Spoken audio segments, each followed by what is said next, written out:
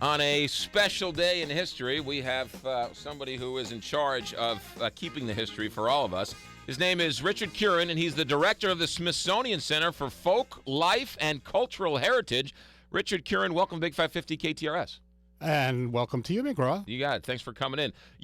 Tell us your job. What a great job that must be. Yeah, well, I'm actually the Undersecretary of the Smithsonian, so I get to oversee all of the museums on the National Mall and a few in New York, and really host about 30 million people a year who come to the museums and take care of 137 million objects in our collection. A massive redo over the last couple of years, correct? Well, we've had a number, and we're building a new museum right now next to the Washington Monument, the National Museum of African American History and Culture. But the new TV and history, that's all new too, right? The last couple of years I've been there. That's right. We established the Smithsonian Channel, which is on cable. We have the magazine, which reaches millions of people.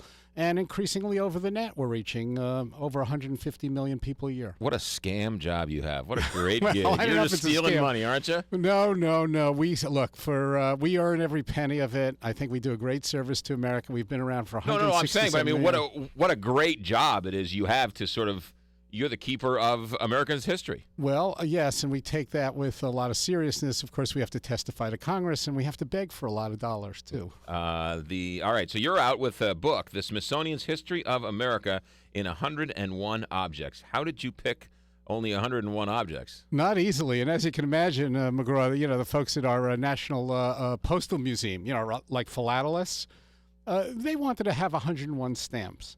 Everybody in the portrait gallery wanted portraits. So I talked to my colleagues. I got their suggestions. I also looked at the carpet at the Smithsonian. What do the American people visit when they come to Washington? When they come to the museums, they want to see George Washington's sword and a Star-Spangled Banner and Neil Armstrong's spacesuit and even Kermit the Frog. So we looked at what the American people like, and then I chose some items that are behind the scenes that nobody ever gets to see that help tell the story of America. Yeah. First, let's start with the first of all, there's a book signing and a book reading. Let's get with that. They're tonight, Barnes & Noble on Ladue Road at noon. It's at noon. Book signing at noon today. What a great Christmas gift this is. You'll sign it, History of America in 101 Objects. Richard Kurin. Am I all right? At noon today? And Left Bank tonight at 7 o'clock. Left Bank downtown or in Central West End? Central West End. So you got Central West End at 7 and then Barnes & Noble at noon. Let's start with the very beginning of the Smithsonian. Tell the story how it got started. Okay, well, quickly, there was a guy named James Smithson. He was the illegitimate son of British aristocrats. He was a little peeved at the British system. He felt he was a scientist, a mineralogist, a chemist. He believed that knowledge plus democracy was a good thing. He bet on the French Revolution, didn't turn out so well. But he knew about Benjamin Franklin, knew about Thomas Jefferson, and he knew about these upstart Americans, in the 1820s. And he had made some money, and he decided to leave his money. Well, he never visited the United States. But he left his fortune, which was quite considerable at the time, to the people of the United States to found in Washington an institution dedicated to the increase and diffusion of knowledge, to be located in Washington and named after him. And that's how he got to be the Smithsonian. All private money, at that time about $500,000, equivalent to about $100 million today.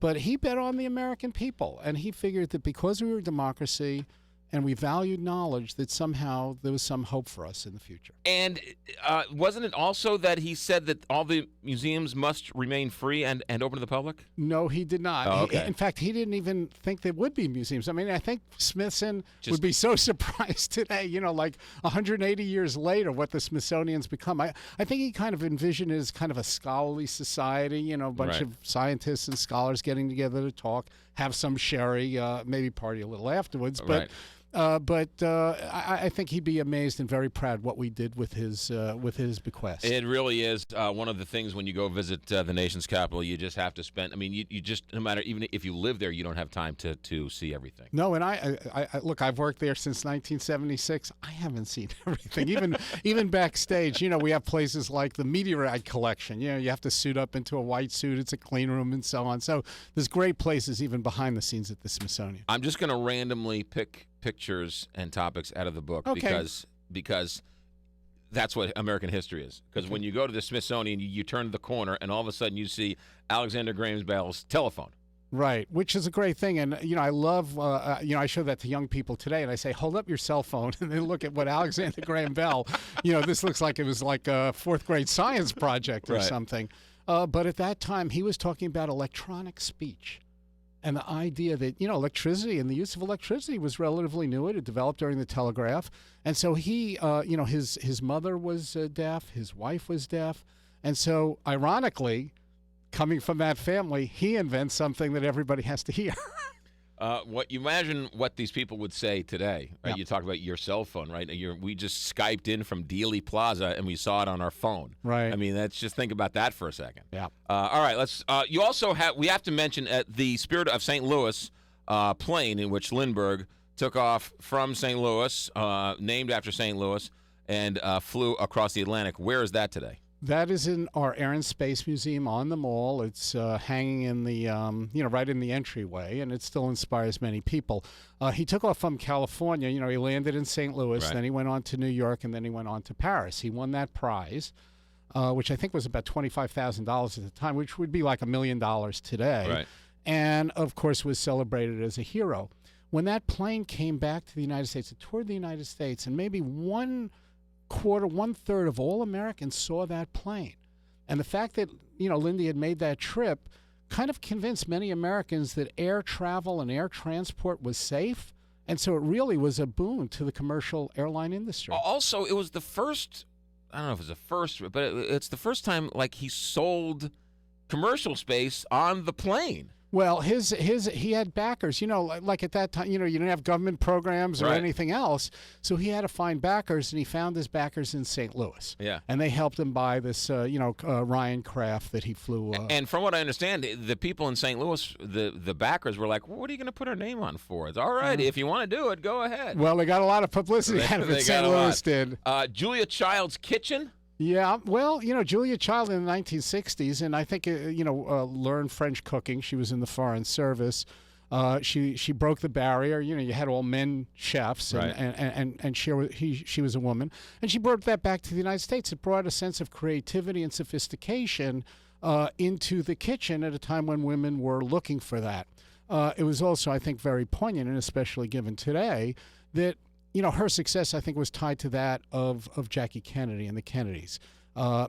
Jackie Kennedy made fashion, made French culture, made the idea of women breaking boundaries quite intriguing to many Americans. It was a new day in America, and I think Julia Child's success played off of that. Richard Kurin is with us. He is out promoting the new book, the Smithsonian book, History of America in 101 Objects. He's going to be at Barnes & Noble today at noon, and then at Left Bank Books in the Central West End at 7. This is a great Christmas gift. The RCA television set. Yeah, it's kind of cool because people think about that. A number of people, just like other inventions through history, you get a lot of people working on something at the same time. And people are inventing all sorts of things, and some, one is going to work out, one is going to dominate the marketplace. RCA did that.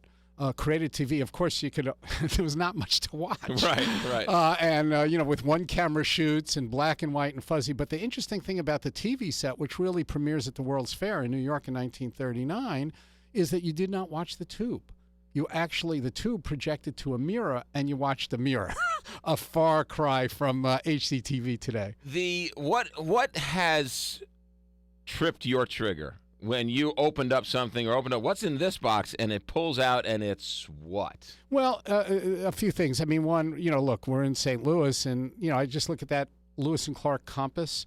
They started their trip in St. Louis. They came back here in 1806. Simple compass. It cost $5. Made in Philadelphia. Simple device. It just had a point, north, toward magnetic north. Across the continent and help build our country. How does the Smithsonian get that?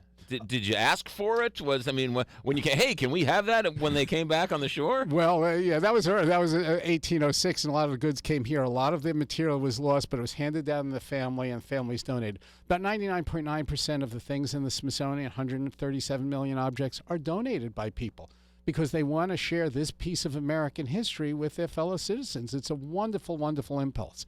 Have you ever asked somebody for something, and they said, thanks, no? Well, sometimes that happens. And sometimes things come with a cost. You know, when we asked NASA when they were trying the Space Shuttle Discovery, you know, this is about 2 years ago, finally, you know, NASA agreed to give it to the Smithsonian. They said, well, the cleaning bill is about $24 million. So be careful what you ask for. You also have in the book, you know, we go from Alexander Graham Bell's telephone to the very first Apple. Computer, which is pretty special too. Well, it's pretty special, you know, and when you have that in the Smithsonian, you know, people these days look at it and say, well, why do you have that in the Smithsonian? You know, I mean, gee, I got one still sitting in the corner of my bedroom somewhere, you know, under some old magazines. But, you know, just imagine 50 years from now, people, who knows what computers will look like, and they'll look at that and say, oh, okay, that was the one that really popularized home and desktop computing in the country and led to iPods and iPads and everything else. It's our history all right here. The book is called History of America in 101 Objects. It's a great Christmas book. Barnes & Noble today at noon, also at Left Bank Books at 7 for a book signing. Is there something you haven't gotten your hands on that you'd love to get your hands on that you don't know where it is or how to get a hold of it? Well, we're still looking for, believe it or not, the original copy of the Declaration of Independence. When people come to the National Archives, they see the calligraphed copy that was done. But that was not done till much later, several weeks after July 4th, and it wasn't even signed. Most people signed that in August. Some people even signed it in November. So there was an original copy that was approved by Jefferson and Franklin and Adams and the rest. It was sent over to the printer in Philadelphia, right near Independence Hall, to John Dunlap. He printed up copies, and that was sent to Washington, read across, you know, the 13 colonies. What happened to those papers that he based his broadside? He did a printed copy. We don't know what happened to that. We have Jefferson's earlier draft. We have later things, but we don't have that original. Somebody has that in their basement or attic, just waiting to give it to the Smithsonian. Have you checked Nicolas Cage? Because I thought he tried to steal it in the National Treasure. Wow, what a great job. And thank you very much for spending a couple minutes. History of America in 101 Objects. Richard Kurin is our guest. Book signing and a book reading at noon today at Barnes & Noble and at 7 o'clock at Left Bank Books in the Central West End. Thank you very much. And thank you, McGraw. Stay right here. I want you to sign my book for me. Super. 9:23 here on the Big 550 KTR.